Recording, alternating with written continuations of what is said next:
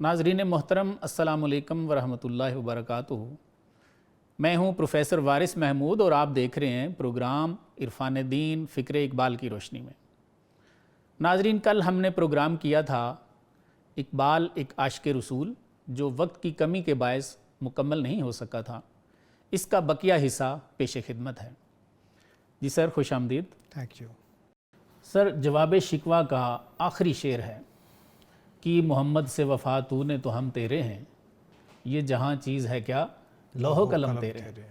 وہ علامہ فرماتے ہیں کہ اگر آپ نے محمد صلی اللہ علیہ وآلہ وسلم سے وفا کی تو پھر یہ جہان تو تیرے تصرف میں آنا کوئی بات ہی نہیں ہے، بالکل، تو مالک لوح و قلم ہو جائے گا۔ بے شک، سر یہ بہت بڑی بات ہے۔ بہت بڑی بات۔ تو یہ ارشاد فرمائیں کہ کیا انسان اگر سرکار سے وفا کرتا ہے تو وہ مالک لوح و قلم ہو جاتا ہے؟ اور کیسے وفا بھی کیسے کرے؟ یہ دونوں سوال ہیں، بہت بڑے سوال ہیں سر۔ دیکھیں، اس کے اندر جو حضرت علامہ نے بات کی ہے وہ بنیادی طور پہ عشق رسالت مآب کے ثمرات کی بات کی جا رہی ہے کہ تم تو چھوٹی چھوٹی باتیں سوچ رہے ہو، اللہ تمہیں مالک لوح و قلم، واہ واہ، کہ لوح تو وہ ہے جس پہ لکھا جاتا ہے ٹھیک ہے، پوری کائنات کے بارے میں، بالکل ایسا۔ ایک فرد کے بارے نہیں، پوری کائنات کے بارے میں، اور قلم سے لکھا انسانوں کی جاتا ہے۔ تقدیر وہاں کہتے ہیں لکھی ہوئی ہے۔ بالکل، تم یعنی ڈیسیژن ٹیکر ہی نہیں رہو گے، ڈیسیژن میکر بھی بن جاؤ سبحان گے، اللہ، واہ، ابنائے وقت نہیں رہو گے، ابول وقت بن جاؤ گے۔ بالکل ٹھیک، تو یہ وہ کیفیت ہے جس کو مثنوی مسافر میں حضرت علامہ نے کہا کہ بندہ حق وارث پیغمبراں واہ، اور او نہ گنج در جہان دیگراں۔ ایسے ہی تو یہ وہی بات ہے کہ جو بندہ حق جو رسول کریم رؤوف الرحیم صلی اللہ علیہ وسلم کی قرب کے ذریعے یہ لذت لے لیتا ہے، اس بندے کے تو مقامات یہ ہوتے ہیں کہ یہ دنیا بھی اس کے یہ پوری کی پوری اس کے لیے کم پڑ جاتی ہے، بالکل ٹھیک ہے۔ اس کو اللہ تعالیٰ اتنی وسعت عطا فرما دیتا ہے۔ تو یہ وہ ثمرات ہیں عشق رسالت مآب صلی اللہ علیہ وآلہ وسلم کے جو اللہ تعالیٰ عطا کر دیتا ہے۔ اس پہ میں ایک حدیث قدسی لوں گا۔ سر آقا کریم صلی اللہ علیہ وآلہ وسلم نے فرمایا کہ اللہ نے فرمایا کہ لا یزال عبدی یتقرب الی حدیث بالنوافل، قرب نوافل، قرب نوافل، جی جی، کہ جب میرا بندہ یعنی فرض تو پڑھنے ہیں، وہ اللہ کی طرف سے پرسکرائبڈ ہے اور اس کو تو ہم نے کرنے ہی بخاری میں ہے اور وہاں سے شروع ہوتی ہے من عاد علی ولی فقد اعظمت له بالحرب۔ تو یہ وہی ولی ہے، وہی قرب والا ہے جس نے رسول کریم کی اس محبت کو لیا ہے جس کے بارے کہا گیا ہے۔ سر ہمارے ناظرین کے لیے اگر اس کو شروع سے ٹرانسلیٹ تھوڑا کر دینا تاکہ ان کو ذرا بیک گراؤنڈ پوری سمجھ آ جائے۔ سر رسول رسالت مآب صلی اللہ علیہ وآلہ وسلم نے اس بندے کی اہمیت کے بارے بتایا ہے جو مومنین ہیں، جس کو قرآن نے متقین ہدی للمتقین میں بھی لیا، قد افلح المؤمنون کے اندر 7 صفات مومنین میں بھی لیا، عباد الرحمن میں بھی لیا۔ بالکل صحیح۔ تو یہ جب قرب پا جاتے ہیں تو پھر ان کی دشمنی اللہ کی دشمنی ہوتی ہے، ان کے ساتھ جنگ اللہ کے ساتھ اعلان جنگ ہوتا ہے۔ بخاری کی اس حدیث کا ترجمہ ہے من عاد علی ولی، کہ جس نے میرے ولی سے دشمنی کی اس سے میرا اعلان جنگ ہے۔ بے شک۔ اور پھر آگے حدیث قدسی ہے چونکہ، تو سرکار فرماتے ہیں، اللہ میاں فرما رہے ہیں کہ مجھے جو سب سے زیادہ چیزیں پسند ہیں مومن کی وہ کون سی ہیں؟ وہ فرائض ہیں جو میں نے اس پہ فرض کیے ہیں اور وہ ان کو بجا لاتا ہے۔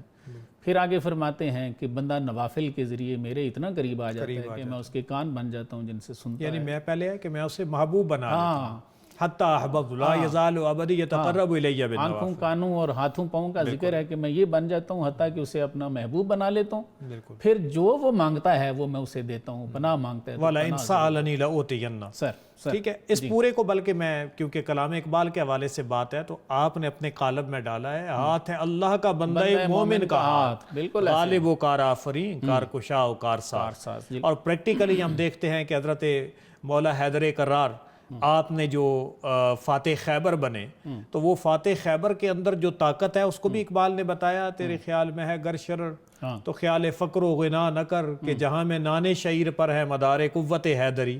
تو یہ وہ طاقتیں ہیں جو اللہ عطا کر دیتا ہے۔ اور حضرت سلیمان کی بابت آصف بن برخیہ جو ملکہ بلقیس کا تخت لے کر آگے تھے، تو یہ بھی وہ طاقتیں ہیں جو اللہ تعالیٰ لوح و قلم والی ان کو عطا کر دیتا ہے۔ ڈاکٹر صاحب، حضرت شمس تبریز رحمۃ اللہ علیہ کی ایک مثنوی ہے جو اب ناپید ہے، 750 سال پرانی ہے، وہ بڑی مشکل سے میرے ہاتھ لگی ہے۔ تو اس میں حضرت نے انسان کی جو روح ہے اس کو یہ کیسے بارگاہ نبوی تک پہنچتی ہے، تو اس کی 4 سٹیجز حضرت نے لکھی ہیں۔ سوال تھا ہمارا کہ کیا انسان جو ہے اس کو یہ تصرف مل جاتا ہے۔ تو آپ فرماتے ہیں کہ پہلی اس کی سٹیج جس پہ ہر بندے کی روح ہے، ہر مسلمان کی روح ہے، وہ ہے ناسوتی عالم۔ وہ فرماتے ہیں کہ اس کو کہ یہ پرز اوصاف حیوانی تمام است، بے شک اس میں انسان میں بالکل جانوروں والی جو خصوصیات ہے نا، عالم ناسوت میں یہ بالکل ایک جانور والا معاملہ ہے اس کا۔ اس میں یہ سارے انسان برابر ہیں جو الٹے سیدھے کام کرتے ہیں۔ آپ فرماتے ہیں کہ جب انسان کی روح اس سے اوپر اٹھتی ہے اور ترقی کرتی ہے عبادت سے، ذکر اذکار سے، کسی کی توجہ سے، کسی خاص کی نظر سے، تو آپ فرماتے ہیں جی دوسری سٹیج پہ یہ جب پہنچتی ہے تو یہ دوسرا عالم ہے عالم ملکوت۔ ملکوت ہم سب کو پتہ ہے فرشتوں کو کہتے ہیں۔ تو اس عالم میں اس کی روح جو ہے پہنچ جاتی ہے، انسان عالم خواب میں، عالم رویا میں فرشتوں کو دیکھتا ہے۔ آپ فرماتے ہیں، یہ حضرت شمس تبریز کا کلام ہے، آپ فرماتے ہیں کہ جب اس سے ترقی کرتا ہے تو تیسری سٹیج اس کی آتی ہے عالم جبروت۔ آپ فرماتے ہیں کہ یہاں پہ جو ہے یہ برمن فرماتے ہیں، برمن حیرت آمد، کہتے ہیں اس پہ انسان پہ حیرت آنی شروع ہو جاتی ہے، متحیر ہونا شروع ہو جاتا ہے۔ تو یہ فرماتے ہیں کہ اس میں کشف و کرامات بھی ہوتی ہیں جو من جانب اللہ ہوتی ہیں، بندہ نہیں دکھا رہا ہوتا۔ بے شک یہاں سے فرماتے ہیں ایک خاص بات کہ جب یہ مقام بھی مل جائے، انسان سے کشف و کرامات کا اظہار بھی ہونا شروع ہو جائے، تو آپ فرماتے ہیں ذکر فکر پھر بھی نہیں چھوڑنا، صحیح، اور توبہ کے پانی سے دل کو دھوتے رہنا ہے، بالکل ریاضت جاری رکھنی ہے۔ تو آپ فرماتے ہیں جی فائنلی ایک دن ایسا آئے گا کہ آپ آخری جو سٹیج ہے چوتھا عالم لاہوت، آپ فرماتے ہیں اس میں پہنچ جائے گا۔ تو آخری شعر میں آپ کو وہ سنا دیتا ہوں چونکہ خلاصہ ہی بیان کر سکتے ہیں۔ آپ نے فرمایا بآن حق آنجا چون رسد سالک، کہ جب اللہ کی مدد سے وہ جو اللہ کے راستے پہ چلنے والا سالک ہے وہ وہاں تک پہنچ جاتا ہے، چوتھے درجے پہ عالم لاہوت میں۔ سب کو پتہ ہے کہ جی وہاں پہ ذات ہی ذات ہے۔ ہمارے بہت سارے لوگ یہ کہتے ہیں جی اللہ تعالیٰ صرف عالم لاہوت میں، 7 آسمانوں کے اوپر جو عالم ہے۔ تو آپ نے فرمایا کہ جب عالم لاہوت میں انسان پہنچ جاتا ہے اللہ کی مدد سے، شود بر ہر یک اشیاء مالک، آپ نے فرمایا اللہ تعالیٰ اسے اپنی ہر چیز پہ تصرف دے دیتے ہیں کہ محبوب ہے، اس نے کام بڑا کیا۔ سر کیا فرماتے؟ یہ وہ مدارج ہیں جو درجہ بدرجہ آگے چلتے چلتے عرفان ذات اور حقیقت کی جانب لے کر علامہ نے اپنے انداز میں فرما دیا، اپنے انداز کے اندر انہی تمام مراحل کو ایک جگہ پہ جمع کر دیا ہے۔ اچھا، یہاں ایک اور ہم سامعین کے لیے ایک کنفیوژن ہے حضرت شمس تبریز کے بارے میں، کہ ایک شمس تبریز کے نام سے ہمارے پاس ملتان میں بھی درگاہ ہے، ایک ایران میں بھی ہے۔ تو میں نے خود کونیا کے اندر 2018 کے اندر گیا تھا، تو یہ تبریزی پارک ہے وہاں پہ ان کی درگاہ الگ سے ہے جو مولانا روم کے استاذ ہیں، اور ان کے کنویں کے بھی نشانات ابھی تک موجود ہیں جس میں وہ کتابیں ڈالی کتابوں والا واقعہ پورا موجود ہے، جس سے حضرت مولانا روم نے کہا مولوی ہرگز نشد مولائے روم تا غلام شمس تبریز۔ تو حضرت یہ بالکل ان کی درگاہ کے کوئی تقریباً 1.5 کلومیٹر کا فاصلہ ہوگا، تو یہ وہاں پہ درگاہ موجود ہے۔ اور اب بھی آپ جائیں تو وہ کیفیات جو آپ بتا رہے ہیں ان درگاہوں کے اندر بالکل آپ ان چیزوں کو وہاں محسوس کر سکتے ہیں۔ سبزواری کہتے ہیں، جی سبزواری کہتے ہیں، حضرت شمس تبریز سبزواری۔ اس پروگرام کی وساطت سے ایک لوگوں کے اندر جو ایک کنفیوژن ہے، یہ اور ہیں وہ اور ہیں، یہ اور ہیں وہ، بالکل ایسے۔ ناظرین ایک وقفہ لیں گے، ہمارے ساتھ رہیے گا۔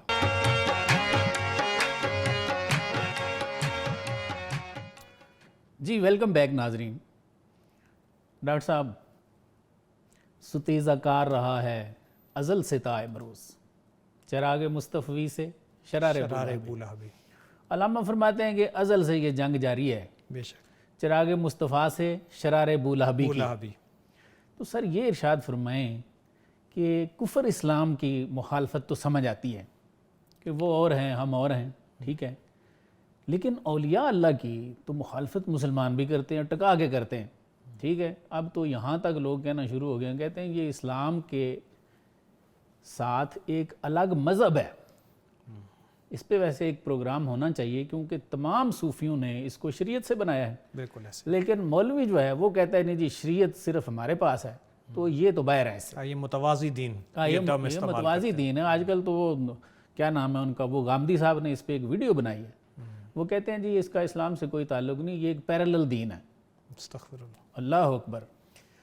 تو یہ مخالفت کیوں ہے؟ میں کہنا یہ چاہ رہا ہوں جیسے میں نے عرض کیا کہ کفر اسلام کی جنگ تو سمجھ آتی ہے، تو اولیاء کی مخالفت میں جیسے علامہ صاحب کی یہ ظاہر ہے سٹنگ ہے، بالکل تو علامہ صاحب پہ خود یہ فتوے فتاوے لگے، ایسے ہی ہے، لوگوں نے کتا کہا، دشمن اسلام کہا، کافر کہا، یہ جنگ کیوں ہے سر؟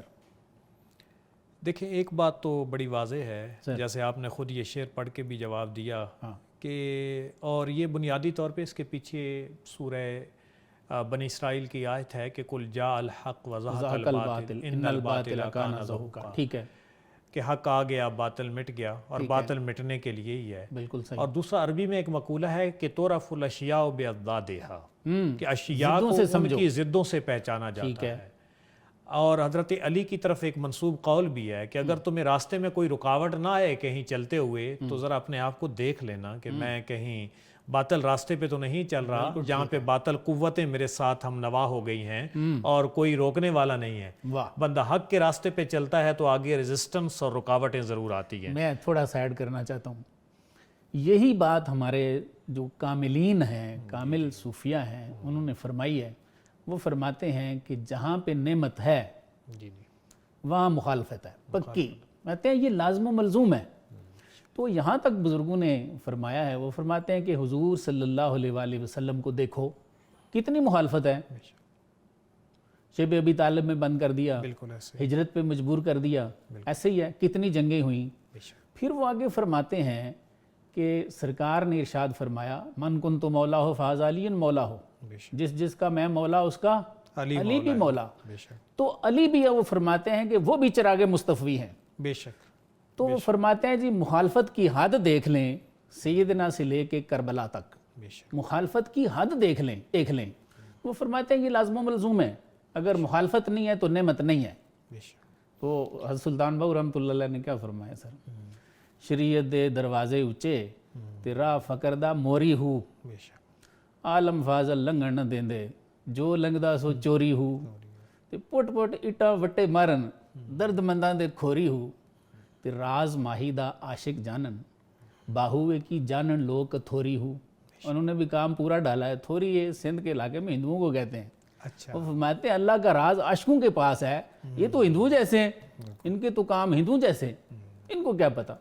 اور علامہ کی چونکہ محفل ہے تو علامہ صاحب نے کیا فرمایا، نالہ عاشق بگوش مردم دنیا، کہتے ہیں عاشق کا نالہ دنیا دار کے کان میں کیسے ہے، بانگ مسلمانی و دیار فرانگست، کہتے ہیں یہ ایسے ہی ہے کہ جیسے قبرستان میں کافروں کی آبادی میں آگ جا کے اذان دے دیں، تو کیا کریں گے آپ کاشر، پیچھے ہی لگیں گے۔ بالکل ایسے سر میرے خیال میں یہاں پہ بھی جو مخالفت کا پہلو ہے یہ جہالت کی بنیاد پہ ہے۔ بالکل ایسے آپ نے شروع میں جو کوسچن بھی کیا، سر اگر آپ سورہ بقرہ کی ان آیات بینات کو دیکھیں جو حضرت ابراہیم و اسماعیل نے کعبۃ اللہ کی دیواریں بلند کی، وَإِذْ يَرْفَعُ إِبْرَاهِيمُ الْقَوَاعِدَ مِنَ الْبَيْتِ وَإِسْمَاعِيلُ، جی، تو دعاؤں کے سلسلے میں آخری دعا جب مانگی، اور وہ آخری دعا انہوں نے آقا کریم صلی اللہ علیہ وسلم کی آمد کی ماری کہ ربنا وابعث فیہم رسولا منہم۔ بالکل ایسے۔ اب یہاں پہ آپ دیکھیں تو ذرا سمجھنے کی بات ہے، اور پہلے ہم خود ریسرچ میں آج بچوں کو یونیورسٹیوں میں پڑھاتے ہیں، لٹریچر ریویو پہلے کریں تاکہ پتہ چلے کہ اس پہ لٹریچر کہاں پہ سٹینڈ کر رہا ہے۔ تو مجھے حیرت ہوتی ہے ان ڈاکٹرز اور ان جدید پروفیسرز کے اوپر کہ وہ ان تفاسیر میں نہیں دیکھتے کہ اس میں جو دعا مانگی گئی تھی ربنا وابعث فیہم، ایک تو رسول کریم کی آمد کی دعا مانگی گئی، ٹھیک ہو گیا، یتلو علیہم آیاتک، جو ان کو تیری آیتیں تلاوت کرے۔ اب جو قرآن اور علوم تفسیر اور قرات تجوید سے متعلق ہیں وہ سارا یہ طبقہ ہو گیا، اور اس کے معلم کون آ رہے ہیں، وابعث فیہم رسولا، وہ رسول محترم ہے، صحیح۔ اور یتلو علیہم آیات ویعلمہم الکتاب والحکمہ، جو انہیں کتاب کی بھی تعلیم دیں، حکمت کی بھی تعلیم دیں۔ اب یہ تعلیم کتاب اور حکمت سے مراد سنت خیر الانام میں جسٹس پیر محمد کرم شاہ صاحب الازہری نے یہاں پہ اس کو پروف کیا ہے کہ اس حکمت سے مراد سنت رسول ہے قرآن کے ساتھ۔ اب یہاں پہ آگے وہی آ رہا ہے۔ تو تیسرا جو آگے یہ دو منصب آگے، کتاب کی بھی تعلیم آگئی، سنت کی بھی۔ چوتھی بات ہے وَيُزَكِّيهِمْ، اور وہ ان کا تزکیہ کر دے۔ اب آپ تمام مناہج تصوف اٹھا کے دیکھ لیں، ان تمام. اچھا اب آگے ایک اور بڑی حکمت کی بات ہے کہ اللہ تعالیٰ نے 151 جو سورہ بقرہ کی، یہ 129 ہے سورہ بقرہ کی دعا، اس کی جو اجابت ہے وہ 151 کے اندر ہے، دوسرے پارہ میں، کما ارسلنا فیکم رسولا منکم، سبحان اللہ، کہ اللہ نے فیصلہ کر دیا کہ تم میں سے رسول بھیجے گا. حضرت ابراہیم کی دعا پوری کی، بالکل ایسے. لیکن اس میں ایک ترتیب فرق کیا گیا ہے. آج اگر یہ مخالفت کرنے والے لوگ اس ترتیب کو سمجھ لیں تو ان کے اعتراضات ختم ہو جائیں. صحیح. اب ادھر کہا جا رہا ہے کہ یتلو علیکم، یہ ساری چیزیں آگے بعد میں کہ اللہ نے فیصلہ کر لیا کما ارسلنا فیکم رسولا منکم یتلو علیکم آیاتنا ویزکیکم، بالکل کہ وہ آیتیں تلاوت کرے گا اور پہلے تمہارا تزکیہ کرے گا، اور تعلیم کی بات بعد میں کی. بالکل یہ سمجھنے والی ہے. وَيُعَلِّمُهُمُ الْكِتَابَ وَيُعَلِّمُكُمُ الْكِتَابَ وَالْحِكْمَةَ، اور ایک ایڈیشنل چیز کی کہ وَيُعَلِّمُكُم مَا لَمْ تَكُونُوا تَعْلَمُونَ، جو بھی نہیں ہے وہ ان کی تعلیم دیں گے. اس سے پتہ چلا کہ آج اگر یہ ڈسپیوٹ اور ساری چیزیں ختم کرنا چاہتے ہیں، پہلی بات یہ ہے کہ قرآن و سنت کی تعلیم يُعَلِّمُهُمُ الْكِتَابَ وَالْحِكْمَةَ ہے، اور جو تصوف ہے وہ سارا تزکیہ ہے، بالکل ایسے. اور یہ کوئی متوازی دین نہیں ہے. یہ وہی تربیت نبوی صلی اللہ علیہ وسلم ہے جو رسول کریم مکہ کی 13 سالہ زندگی میں دار ارقم اور مدینہ کے ان 10 سالوں کے اندر صفا کے چبوترے پہ ان لوگوں کی تربیت فرماتے رہے، اور ان تمام چیزوں کو، اور پھر جو تصوف کے اندر مناہج ہیں، رسول کریم خود حرا کی خلوتوں میں موجود رہے، بالکل ایسے. اور ان تمام چیزوں کے بعد اللہ تعالیٰ نے کرم فرمائی کی، اتر کر حرا سے وہ سوئے قوم آیا، خلوت گزی مدت جز خیشتن کسرہ ندی، تو اتر کر حرا سے وہ سوئے قوم آیا، ایک نسخہ کیمیا ساتھ لایا. بالکل ایسے. اچھا سر، اب تو اس پہ بھی لوگ اعتراض کرنا شروع ہو گئے. وہی غامدی صاحب، اب ہمیں تو ذکر کرتے بھی شرم آتی ہے، اتنے ایج کا بندہ ہے، وہ کہتے ہیں یہ غار حرا بھی ایک افسانہ ہے. کس کا جواب دیں گے آپ اس دور میں؟ دیکھیں، اب جب ایک راستہ ایک بندہ نکل جاتا ہے ان تمام چیزوں سے جو ڈیفائنڈ اسلام کا پاتھ ہے، تو پھر ظاہر ہے گمراہی میں کسی کو روکنے والا حالانکہ اس پہ حدیث شریف کوئی بھی موجود اور ہے. نہیں ہوتا. بالکل احادیث طیبات موجود ہیں، اور پھر آپ قرآن کریم میں دیکھیں تو پہلی وہی وہاں پہ آتی ہے غار حرا بخاری والی ہے کہ وہ جی سر، اور اس کے بعد ایک چیز ہے سینہ بسینہ، کچھ ایسی روایات تواتر کے ساتھ ہوتی ہیں، قرآن و سنت بھی اپنی جگہ موجود ہیں، لیکن اس کے اندر امت مسلمہ کے درمیان ایک ایسا اجماع ہے کہ جس اجماع کو ڈینائی نہیں کیا جا سکتا. لیکن سر اب تو لوگ کر رہے ہیں. وہ بخاری والی حدیث میں اتنا واضح لکھا ہوا ہے، آپ صلی اللہ علیہ وسلم فرما رہے ہیں کہ میں نے وہی فرشتہ دیکھا جو میں نے حرا میں دیکھا تھا. حرا میں دیکھا تھا. ٹھیک ہے، نہیں اس طرح کثیر اس کے اوپر ایک تو نہیں ہے، بہت ساری روایات موجود ہیں. لیکن اس کے باوجود یہ بھی تو بتائیں پھر لوگ انکار کیوں کرتے ہیں؟ دیکھیں، انکار کرنے کی وجہ جو ہے اللہ تعالیٰ نے ایک پیرالل، جیسے وہ ستیزہ کار رہا ہے ازل تا امروز آپ کہہ رہے ہیں، اللہ نے وہ قوت بھی تو بنائی ہے، اس قوت کے نمائندے بھی تو موجود رہیں گے. آپ نے کربلا کا جیسے ذکر کیا کہ زندہ حق از قوت شبیری است، باطل آخر داغ حسرت میری است، اور اسی میں موسیٰ و فرعون و شبیر و یزید این دو قوت از حیات آید پدید، کہ یہ جو طاقتیں ہیں نا ایک دوسرے کے مقابلے میں ہر دور میں حق اور باطل کی ٹسل موجود رہی ہے. کبھی حق کے لبادے کے اندر حضرت ابراہیم آئے اور باطل میں نمرود آئے، کبھی حق کے لبادے کے اندر حضرت موسیٰ آئے، باطل میں فرعون آیا، اور اسی طرح امام علی مقام کو حق کا نمائندہ قرار دیا اور مقابلے میں یزید لعین جیسے لوگ آتے ہیں. تو اس لیے یہ جو ازداد ہیں ان سے پہچان کا طریقہ اللہ تعالیٰ نے اپنی ان قوانین کے مطابق اس دنیا کے اندر موجود رکھا ہے. لیکن کوشش یہ کرنی چاہیے اور دعا کرنی چاہیے کہ اللہ تعالیٰ ہمیں حق کا نمائندہ بنائے اور اسی لائن کے اندر کھڑا کرے، نہ کہ یہ جو نیچرلسٹ ہیں اور بظاہر فطری قوانین انہیں کہتے ہیں، لیکن یہ بگڑی ہوئی فطرت ہے جس کے مطابق وہ دین کو ان جگہوں کے اوپر عقلی پیمانوں کے اندر کسنے کی کوشش کرتے ہیں جو بالآخر گمراہی کی جانب لے کر. بالکل ایسے ہی سر. اس میں ایک بہت بڑا سوال ہے ویسے کہ نئی نسل جو ہے وہ تو ابہام کا شکار ہوگی نا سر. ایک بندہ اس کی اتنی ایج ہے، ٹھیک ہے، اس کو لوگ ایک مذہبی رہنما کے طور پہ لیتے ہیں تو لوگ تو سنتے ہیں، ٹھیک ہے، لیکن درمیان میں یہ جو چیزیں ہیں کہ حدیث شریف کو نہ ماننا اور جو سمجھ آئے اس کے مطابق اور نصوص قرآنیہ کا عدت کا انکار، جیسے انکار جس پہ نص موجود ہے سر، اور یہ بالکل اس میں کتنا بڑا نقصان ہے. بالکل اس میں ایکسپوز کرنے کی ضرورت ہے. پھر میں پروفیسر صاحب اسی بات پہ آؤں گا کہ بنیادی طور پہ ہمارا علمی مزاج نہیں ہے. ایک سوسائٹی کا کولیکٹیو بیہیویئر ہوتا ہے اور وہ کولیکٹیو بیہیویئر اگر علمی بنیادوں پہ ہو تو ہم صرف چسکے کے لیے کسی کا جو ہے وہ کلپ نہیں سنیں گے، بلکہ ہم سارے اجتماعی انداز کے اندر ان کو ریجیکٹ کریں گے۔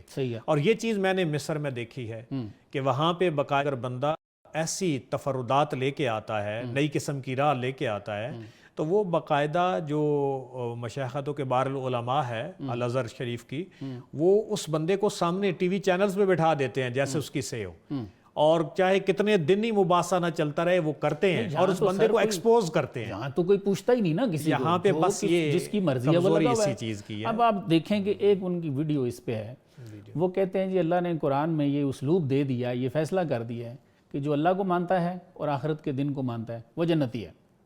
آپ مجھے بتائیں کہ یہ دو کام تو ابلیس بھی کرتا ہے۔ ابلیس اللہ کو نہیں مانتا، وہ تو نکلا ہوئے آدم کو سجدہ نہ کرنے کی وجہ سے، حد فصل جو ہے وہ تو رسالت مآب صلی اللہ علیہ وسلم۔ پھر اس نے کہا کہ مجھے اچھا آدم کی وجہ سے نکالا ہے تو مجھے قیامت کے دن تک مہلت دے دے، یہ قرآن میں ہے سارا، ٹھیک ہے۔ پھر اللہ نے وہ مہلت دے دی، اس کا مطلب ہے کہ یہ دو چیزوں پہ تو اس کا بھی ایمان ہے، تو کیا وہ بھی جنتی ہے؟ دوسری بات یہ کہ آپ نے رسالت کو تو درمیان سے نکال ہی دیا ہے۔ بالکل اگر آپ نے رسالت کو ہی نکال دیا ہے تو آپ صلی اللہ علیہ وآلہ وسلم کی جو پوری دعوت ہے وہ تو سٹیج پہ آ جاتی ہے۔ بالکل آپ کس لیے پھر یہ تبلیغ کرتے رہے ہیں اور جنگیں لڑتے رہے ہیں اور ہجرتیں کرتے رہے ہیں؟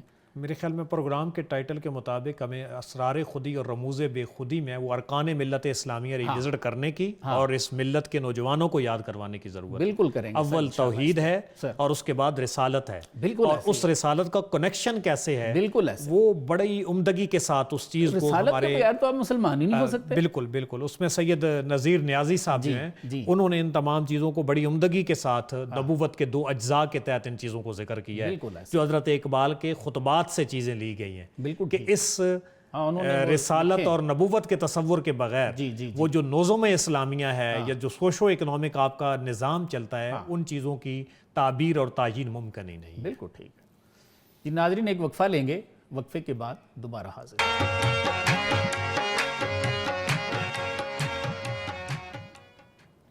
جی ویلکم بیک ناظرین۔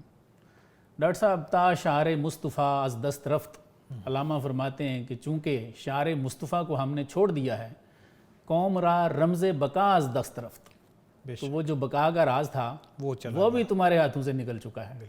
تو سر اپنے ملک کے حالات بھی دیکھ لیں، کیا ہماری بربادیوں کا جو سامان ہے وہ اس وجہ سے ہیں کہ ہم نے طریق مصطفیٰ کو چھوڑ دیا ہے؟ سر بے شک دیکھیں، اس پہ حضرت اقبال نے ایک اور بھی توجہ ہمیں دلائی ہے، خطاب نوجوانان اسلام، جوانان اسلام کے ساتھ جو آپ کا خطاب ہے، کہ کبھی اے نوجوان مسلم تدبر بھی کیا تو نے، اللہ اکبر، کبھی اے نوجوان مسلم تدبر بھی کیا تو نے، وہ کیا گردوں تھا تو جس کا ہے ایک ٹوٹا ہوا تارا۔ ایسے اب یہ پورا کلام، ہمارے پاس وقت کم ہے، یہ پڑھنا چاہیے، اور اس میں جو احساس زیاں اور چیزیں ہیں کہ تجھے اس قوم نے پالا ہے آغوش محبت میں، کچل ڈالا تھا جس کے پاؤں میں تاج سر دارا۔ بالکل ایسے، ٹھیک ہے۔ تو یہ وہ عظمت رفتہ ہے کہ جس کو ہمیں آج احیاء کی ضرورت ہے، اور اس میں بلکہ ایک اور بھی شعر کو ایڈ کر لیں کہ تیرا نقش پا تھا جو رہنما تو غبار راہ تھی کہکشاں، اسے جو ہم نے بھلا دیا زمانے نے ہمیں گرا دیا۔ اللہ تو اصل میں ایک سمجھ کے لیے، خصوصاً جو نوجوان سن رہے ہیں ان کے لیے،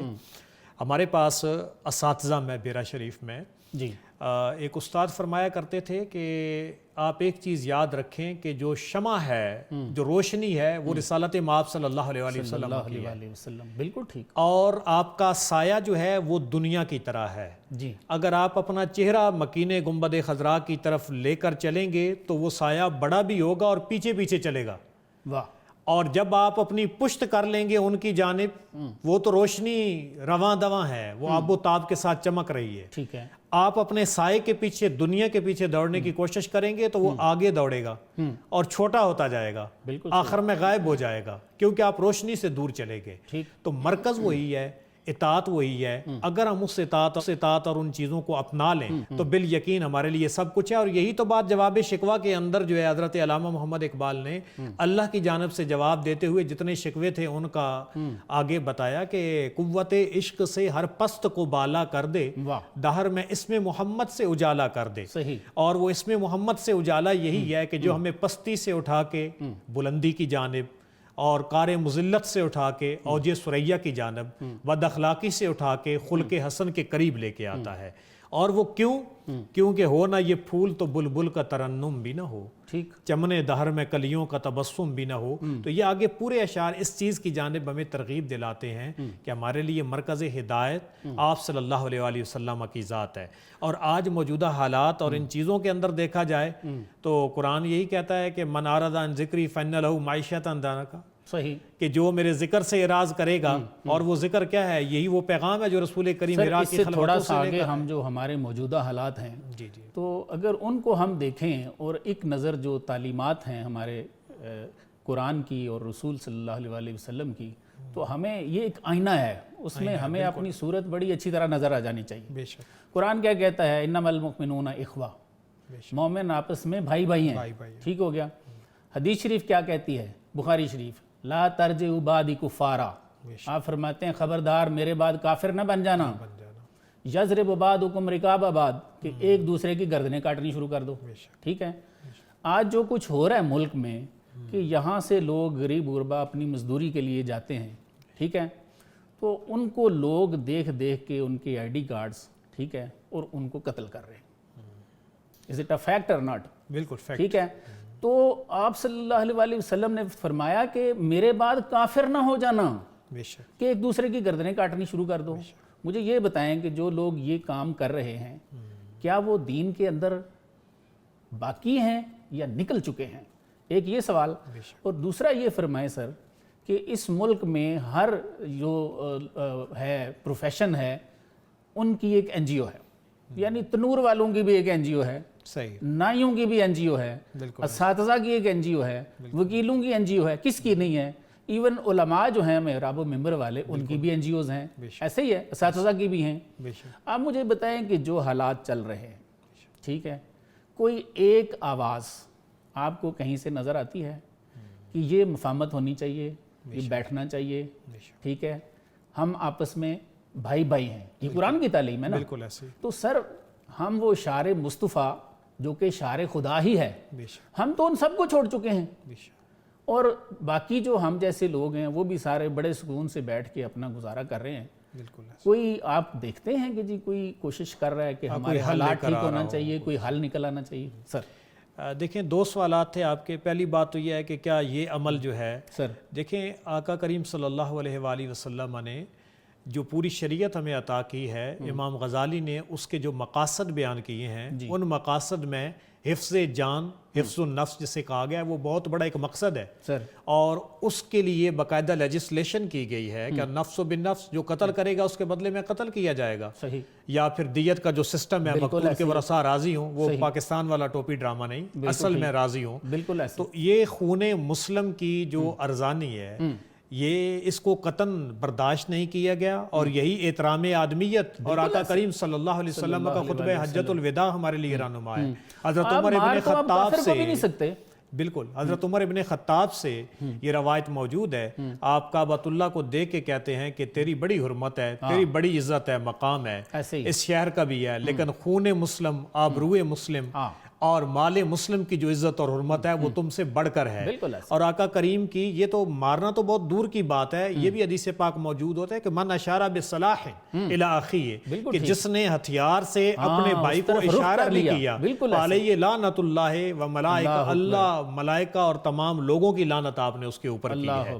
اور پھر جو یہ ڈسپیوٹ اور اس وقت جو ہمارے کنٹری کے اندر ڈیفرنٹ زبانوں کی بنیاد پہ تفریق, مسلکوں کی بنیاد پہ تفریق, نسل کی بنیاد پہ, پنجاب, بلوچستان, اس کی بنیاد پہ, میں پھر کہوں گا اس پروگرام کی وساطت سے کہ الہ آباد کے ایڈریس کے اس تصور پاکستان کو سمجھنے کی ضرورت ہے کہ جو نظریہ اتنی قوت اور طاقت رکھتا تھا کہ حضرت علامہ محمد اقبال مرحوم دے کر گئے, قائد اعظم محمد علی جناح نے قیادت کی, اور نظریہ قومیت جو دین کی بنیاد پہ تھا, جس میں یہ بلوچی آئیڈینٹی، پنجابی، کشمیری، اور اس کے بعد پختون آئیڈینٹی اور جتنی ہیں وہ ساری کی ساری پیچھے ہو کر رہ گئی تھی. آگے آئیڈینٹی کیا تھی؟ تیرا میرا رشتہ کیا؟ لا الہ الا اللہ. ٹھیک ہے. اور یہ وہ رشتہ اور یہ وہ چیزیں ہیں جو رسول کریم صلی اللہ علیہ وآلہ وسلم نے جس اخوت کی بنیاد مدینہ منورہ کی اس پہلی سٹیٹ کے اندر مواخات مدینہ قائم کر کے اور دیگر لوگوں کے ساتھ میثاق مدینہ قائم کر کے رہنے کا جذبہ اور باقی اقوام کے ساتھ رہنے کا امن کے ساتھ طریقہ آپ نے عطا فرمایا. آج ہمیں بھی ضرورت ہے کہ اس بھولے ہوئے سبق کو ہم یاد کریں اور حضرت اقبال کے ان اشعار کو یاد کریں. اخوت کی جہانگیری، محبت کی فراوانی، فرد قائم ربط ملت سے ہے تنہا کچھ نہیں، موج ہے دریا میں بیرون دریا کچھ نہیں. اخوت کی جہانگیری، محبت کی فراوانی، یہی مقصود فطرت، یہی رمز مسلمانی. بتان رنگ و بو کو توڑ کر ملت میں گم ہو جا، تورانی رہے باقی نہ ایرانی نہ افغانی. تو آج اسی مصور پاکستان کے تصورات کو ہمیں اپنے میڈیا چینلز کے تھرو، ہمارے اساتذہ کو اپنی تعلیم کے تھرو اور باقی جو سپوکس مین ہیں ان کو اس کے ذریعے، اور حکومت وقت کو چاہیے کہ جیسے باقی چیزوں کو جو بھی باہر سے انسٹرکشن آتی ہے، ہمیں انسٹرکشنز آ جاتی ہیں ہائر ایجوکیشن کی طرف سے کہ آپ ان چیزوں کو انکارپوریٹ کریں اپنے سلیبس کے اندر. لیکن کلام اقبال جو اصل میں پاکستان کے اس نظریہ کے وہ خالق ہیں اور اس پاکستان کے حصول کے لیے انہوں نے اس قافلہ کو کہا کہ اقبال کا ترانہ بانگے درا ہے گویا، ہوتا ہے جادہ پیماں پھر یہ کارواں ہمارا. تو میرے خیال میں یہ جو کارواں اس افتراق و انتشار کا شکار ہے، کلام اقبال کے ذریعے ہم پھر بانگے درا وہ ہمیں آواز نکالنی چاہیے تاکہ ہمارا کارواں سوئے منزل چلے. میں ایک جملہ اس میں ایڈ کر دیتا ہوں کہ علامہ نے ہمیں دیا تھا ایک قومیت کا تصور. بازو تیرا توحید کی قوت سے قوی ہے، اسلام تیرا دیس تو مصطفی ہے. تو انہوں نے تو دیس بتایا جہاں جہاں اسلام پہنچا ہوا ہے، جہاں جہاں کلمہ پڑھنے والے ہیں، ان سب کو ایک قوم فرمایا. ٹھیک ہے. تو انہوں نے جن لوگوں نے اس بات کو سمجھا تو پاکستان بن گیا. ٹھیک ہے. یہ مختلف جو صوبائیت تھی، عصبیت تھی، یہ ساری ختم ہو گئی، اکٹھی ہو گئی. آج ہم پھر کچھ ہم میں سے بلوچی ہیں وہ بلوچستان پہ فخر کرتے ہیں، کچھ سندھی ہیں وہ سندھ پہ فخر کرتے ہیں. ٹھیک ہے جی. کچھ KPK میں ہیں وہ اس پہ فخر کرتے ہیں، کچھ پنجاب میں ہیں وہ پنجاب پہ فخر کرتے ہیں. تو ہم نے بلا دیا ہے وہ تصور کو، وہ رنگ مغلوب ہو گیا اور مغلوب ہو گئے، یہ دوسرے پھر غالب ہو گئے.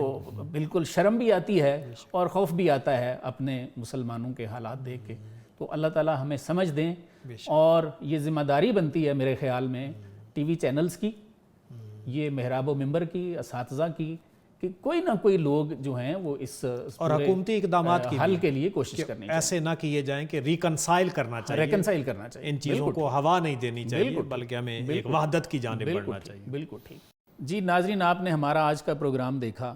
آج کے پروگرام کا خلاصہ یہ ہے کہ عشق حقیقی کا مرکز و محور آفتاب نبوت ہے. جس کو اس آفتاب نبوت کی کوئی کرن نصیب ہو جائے وہ مست خدا ہو جاتا ہے. اسی لیے علامہ فرماتے ہیں کہ ذات محمد صلی اللہ علیہ وآلہ وسلم سے اپنا روحانی تعلق جوڑو، کیونکہ یہی دین ہے. اور جس کی ان تک رسائی نہیں ہے تو وہ سمجھ لے کہ پھر وہ بو لہبی میں ہی ہے. پھر فرمایا چراغ مصطفی اور شرار بو لہبی ازل سے لڑ رہے ہیں. تو اس سے مراد یہ ہے کہ اہل حق کی ہر دور میں مخالفت ہوتی ہے.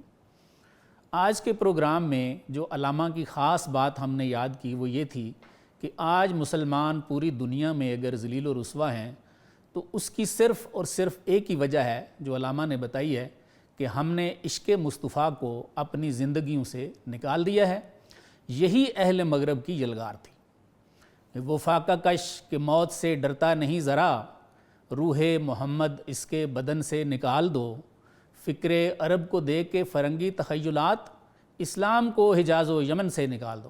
آج عربوں کو دیکھ لو، ساتھ فلسطین کو دیکھ لو، تو علامہ کی پیش گوئی 100% درست نظر آتی ہے.